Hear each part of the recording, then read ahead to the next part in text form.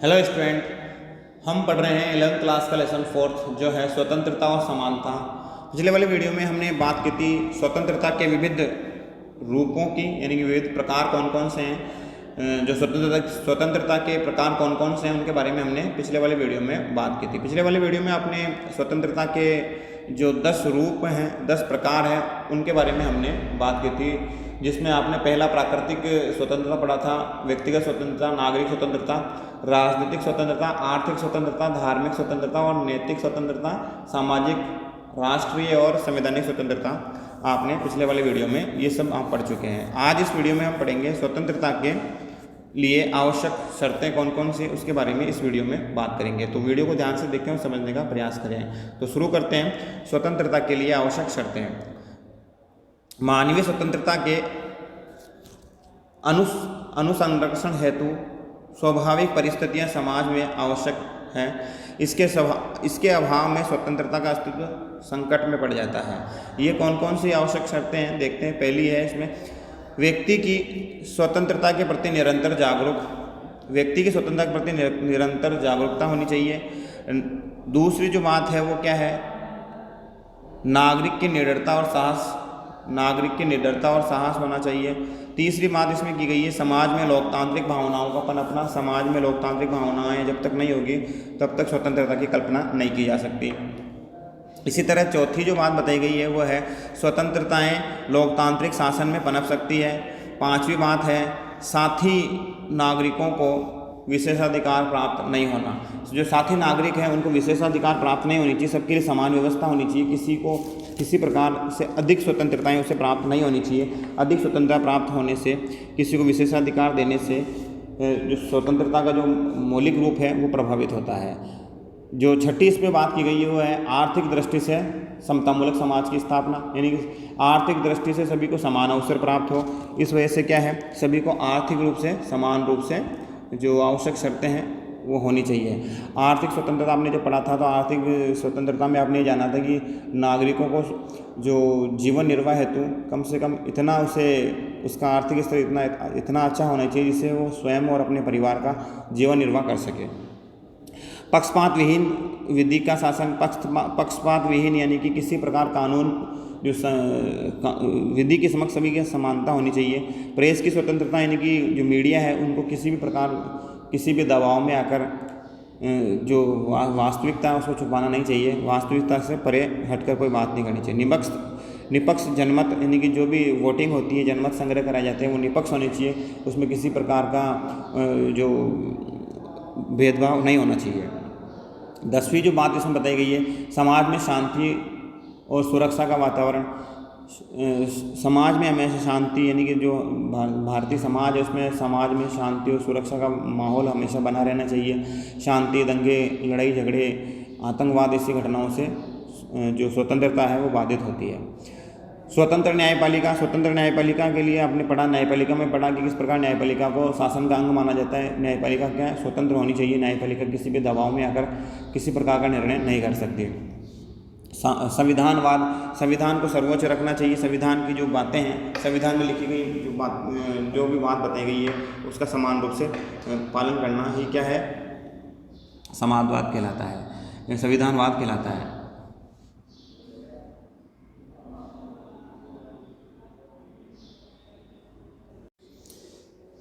अब बात करते हैं स्वतंत्रता के मार्ग में प्रमुख बाधाएं कौन कौन सी हो सकती है।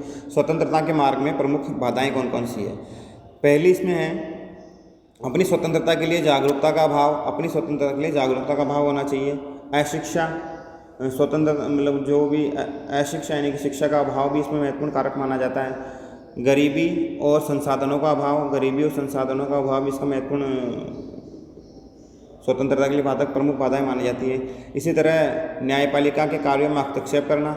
न्यायपालिका के कार्यों में कार्यपालिका का हस्तक्षेप, जब कार्यपालिका न्यायपालिका के जो भी आदेश हैं, जो भी उनकी जो बातें उनको अगर नहीं मानती है, उनका हस्तक्षेप करती है, तो ऐसी स्थिति में स्वतंत्रता की कल्पना नहीं की जा सकती।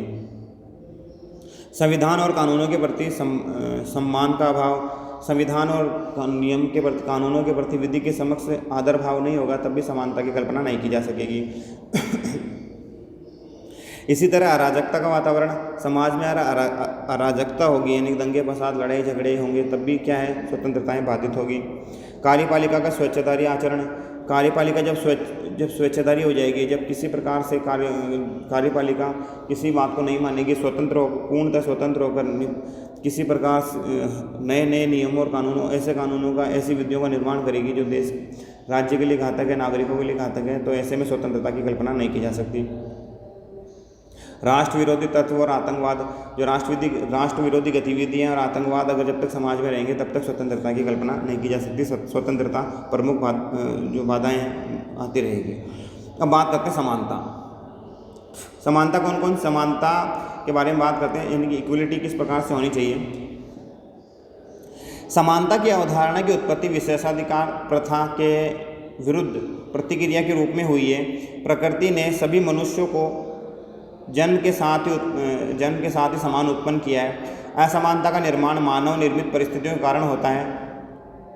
मानव अधिकार के घोषणा पत्र में कहा गया है कि मनुष्य स्वतंत्र और समान पैदा हुए हैं तो वे अधिकार के विषय में भी स्वतंत्र और समान रहेंगे।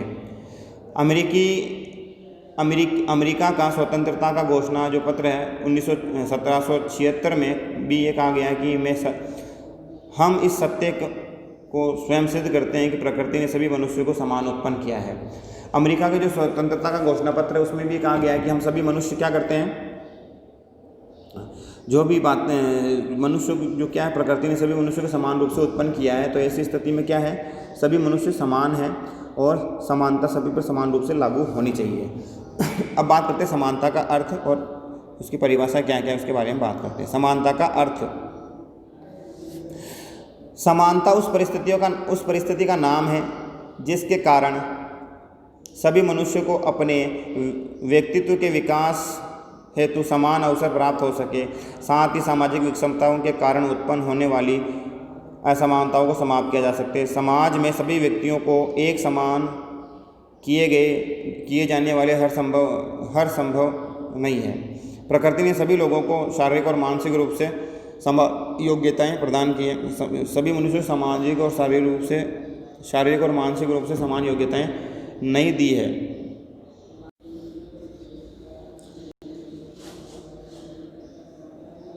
लास्की के अनुसार समानता का अर्थ ये नहीं है कि प्रत्येक व्यक्ति के साथ एक जैसा व्यवहार किया जाए, प्रत्येक व्यक्ति को समान वेतन दिया जाए। यदि एक मजदूर का वेतन प्रसिद्ध वैज्ञानिक या गणितज्ञ के बराबर कर दिया जाए तो समाज का उद्देश्य ही नष्ट हो जाएगा।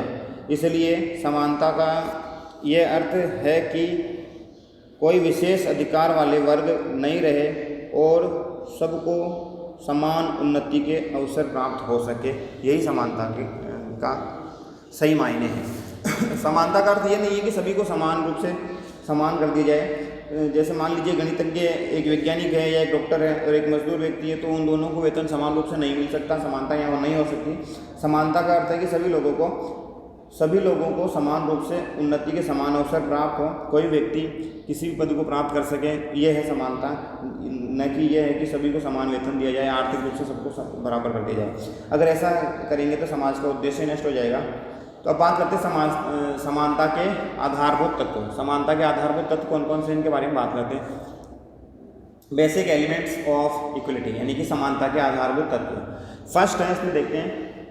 फर्स्ट जो है वो क्या है, पहले वाले जो समानता का जो तत्व है उसकी बात करते हैं। समान लोगों के साथ समान व्यवहार ही समानता है। समान लोगों के साथ समान व्यवहार ही समानता है। सभी लोगों को विकास के समान अवसर प्राप्त हो, ये क्या है, समानता के आधारभूत तत्वों में से एक है। समाज एवं राज्य के सभी लोगों के साथ समान आचरण एवं व्यवहार करें। मानवीय गरिमा और अधिकारों को समान संरक्षण प्राप्त हो। समाज में किसी व्यक्ति के साथ जाति, धर्म, भाषा, वर्ग, वर्ण, लिंग, जन्म स्थान, संपत्ति, राष्ट्रीयता आदि के आधार पर भेदभाव नहीं किया जाए। ये समानता का सबसे महत्वपूर्ण कारण माना जाता है। किसी भी व्यक्ति के साथ जो है वो समानता मतलब कि जाति, धर्म, लिंग, जन्म स्थान, मूल वंश के आधार पर भेदभाव नहीं किया जाना चाहिए।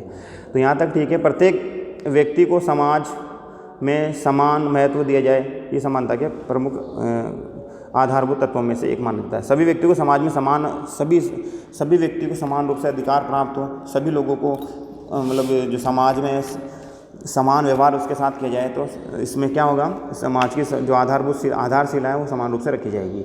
अब बात करते हैं समानता के प्रकार की। समानता के प्रकार कौन कौन से होते हैं उसके बारे में बात करते हैं। समानता के प्रकार, काइंड्स ऑफ इक्वलिटी यानी कि समानता के प्रकार। समानता के विविध प्रकारों का जिक्र राजनीतिक चिंतकों ने किया है, जिन्होंने सांप्रदायिक रूप से इन रूपों में जो स्वतंत्रता को देखते हैं, जिसमें पहली है नागरिक समानता। नागरिक समानता यानी सिविल इक्वलिटी यानी कि नागरिक समानता कैसे, राज्य के सभी नागरिकों को नागरिक अधिकार प्राप्त हो तथा राज्य अपने प्रत्येक नागरिक के साथ किसी तरीके का भेदभाव नहीं करे, जिससे नागरिकों के मन में राज्य के प्रति विश्वास की भावना कायम हो सके। राज्य किसी प्रकार से नागरिकों के साथ कोई भेदभाव नहीं करे, राज्य को नागरिकों को ये नहीं लगे कि राज्य जो उनके खिलाफ है या राज्य उनके हितों में कार्य नहीं कर रहा है, तो ऐसी स्थिति में राज्य के प्रति विश्वास जो है वो कम रहेगा। हमेशा राज्यों को नागरिकों के हितों में कार्य करना चाहिए। विधि के शासन की स्थापना द्वारा नागरिकों की समानता की स्थापना की जा सकती है। हमारे देश में संविधान द्वारा मौलिक अधिकारों के अंतर्गत अनुच्छेद 14 द्वारा सभी नागरिकों को विधि के समक्ष समानता और विधि का समान संरक्षण की बात की गई है। विधि के समक्ष समानता यानी कि विधि किसी भी व्यक्ति के साथ किसी प्रकार का कोई भेदभाव नहीं करेगी। कानून ये कभी ये नहीं दिखाएगी कि सामने कौन खड़ा है, कानून की नज़र में सभी लोग क्या होंगे, बराबर होंगे। कानून सभी लोगों के साथ समान व्यवहार करेगा, कानून की नज़र में सभी समान होंगे, ये इस बात से स्पष्ट हो जाता है।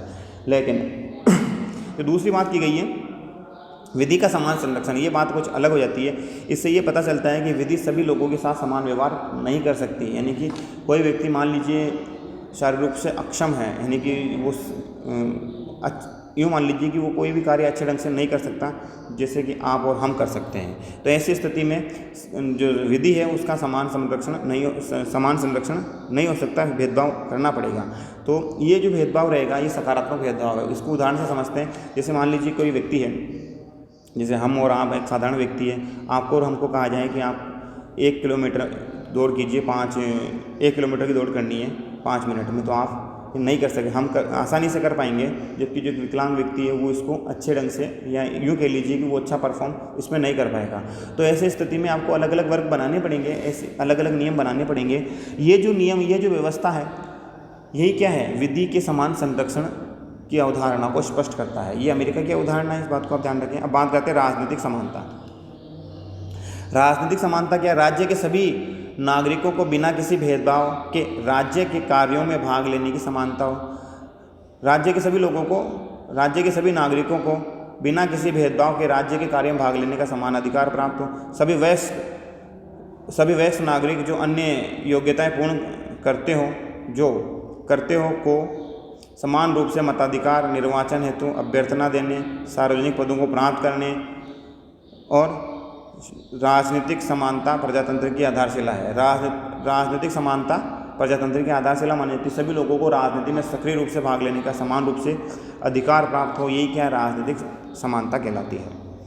अब बात करते हैं सामाजिक समानता की। सामाजिक समानता क्या है? सामाजिक समानता से आशय यह है कि समाज में सभी वर्गों को समान रूप से अधिकार प्राप्त हो। सामाजिक दृष्टि से सभी व्यक्ति समान हो, किसी को विशेषाधिकार प्राप्त नहीं हो। समाज में सामाजिक दृष्टि से सभी लोगों को समान अधिकार प्राप्त हो, किसी को विशेष अधिकार प्राप्त नहीं होने चाहिए। समाज में सभी को विकास के समान अवसर और सहभागिता मिले, सभी लोगों को समान रूप से आगे बढ़ने के अवसर प्राप्त हो। इसमें सामाजिक न्याय की अवधारणा परिपक्व होती है। सामाजिक न्याय नहीं, सोशल जस्टिस की जो भावना है उससे परिपक्व होती है। ये तो थी सामाजिक अवधारणा। सामाजिक समानता से आशय ये है कि सभी लोग कानून के नज़र में समान हो, सभी लोग सामाजिक दृष्टि से सभी लोग बराबर हो, किसी को विशेषाधिकार प्राप्त नहीं हो और सभी को समान अवसर, उन्नति के समान अवसर प्राप्त हो। अब बात करते हैं प्राकृतिक समानता। प्राकृतिक समानता क्या है, इस विषय में बात करते हैं। प्राकृतिक समानता से आशय ये है, इस अवधारणा के प्रतिपादक मानते हैं कि प्रकृति ने सभी मनुष्यों को समान रूप से बनाया है। जिसमें एक जैसा शरीर, बुद्धि होती है, जो प्राकृतिक अवधारणा के जो वैज्ञानिक जो राजनीतिक चिंतक है उनका मानना है कि प्रकृति ने सभी मनुष्यों के क्या है एक जैसा बनाया है, तो सभी मनुष्य क्या है प्राकृतिक रूप से समान हुए, उनका शरीर उनकी बुद्धि सभी क्या है एक जैसे हैं। तो ऐसे में क्या है किसी प्रकार से कोई भेदभाव नहीं करना चाहिए, सभी को समान रूप से रखना चाहिए। कालांतर में इसमें जो कुछ अंतर दिखता है वह सामाजिक परिस्थितियों की भिन्नता का परिणाम है।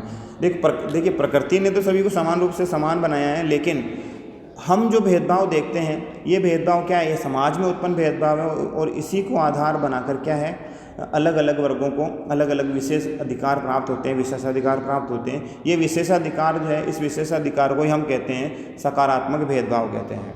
ये जरूरी इसलिए माना जाता है, कोई व्यक्ति मान लीजिए किसी रूप से आर्थिक या किसी भी प्रकार से वो इतना सक्षम नहीं है कि किसी भी वो कार्य को अच्छे ढंग से कर सके, तो ऐसे में उसको कुछ रियायतें दी जाए, तो ऐसे में क्या है वो अपना और अपने समाज का अच्छे ढंग से विकास कर सकता है। प्राकृतिक समानता का सिद्धांत सबसे महत्वकीय युक्त है। प्रकृति सभी को समान रूप से पैदा नहीं करती और न ही प्रकृति ने सभी मनुष्यों को गुण, योग्यता, क्षमता, बुद्धि, प्रकृति और विचार आदि समान प्रदान होते हैं। प्रकृति जो है सभी मनुष्यों को एक जैसी बुद्धि, विचार, अभिव्यक्ति, ये जो है योग्यताएं, क्षमताएं, शक्ति, प्रतिभा, ये समान रूप से प्राप्त नहीं हो सकते हैं। तो आपने इस वीडियो में हमने बात की थी समानता के बारे में। अगले वाले वीडियो में समानता की कुछ और बातें हैं उनके बारे में बात करते हैं। तो आज के लिए इतना ही, मिलते हैं वैसे अगले वाले वीडियो में। थैंक्स फॉर वॉचिंग, धन्यवाद।